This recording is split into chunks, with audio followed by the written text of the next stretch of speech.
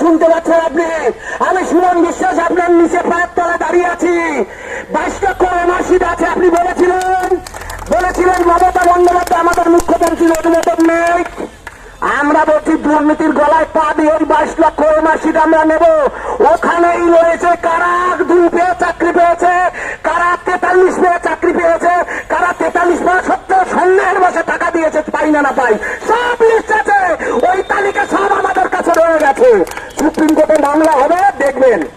আর আপনাকে বলি, আমাদের ব্রেনগুলো ব্যবহার করুন। যারা শুনছেন বিভোর থেকে ওই যত এমআর আছে হ্যাকিং করে সমস্ত এমআর সিদ্ধার্থ মজুমদার, আপনি জ্ঞানী লোক, আপনি জানেন আমি যেটা বলছি সেটা পাচ্ছি কিনা। এতদিন যা যা বলেছি তা অক্ষরে অক্ষরে করে দেখিয়েছি। আগামী দিনেও যা যা বলবো সেটাই করে দেখাবো। ওই বিভোর থিওরি থেকে সমস্ত এমআর সিট বার করে মাননীয় মুখ্যমন্ত্রীর হাতের উপর তুলে দেওয়া যায়। আমরা এখন করলে ঝোল হবে। অনেক সফটওয়্যার ইঞ্জিনিয়ার রয়েছে পশ্চিমবাংলায়, সুতরাং যে নেই পাবেন না। আর হ্যাশ ভ্যালু যদি মিল হয়, এমআর যদি ভ্যালিড না হয়, মামলাটা ডিজলভ হয়ে যাওয়ার কথা। কি করেছেন?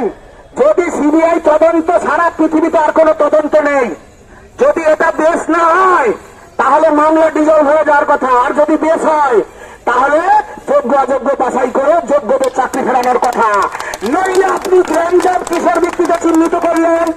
র্যামজাম যাদের টার্মিনেট করতে বলা হয়েছে, কেন টার্মিনেট করেননি?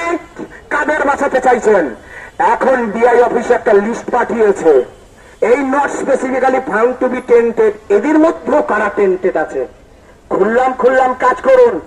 আপনার ইশারায় যেমন চলে, আমাদেরও ভাই বোনাদের আত্মীয় স্বজন কেউ ডিআই অফিসার হতে পারে।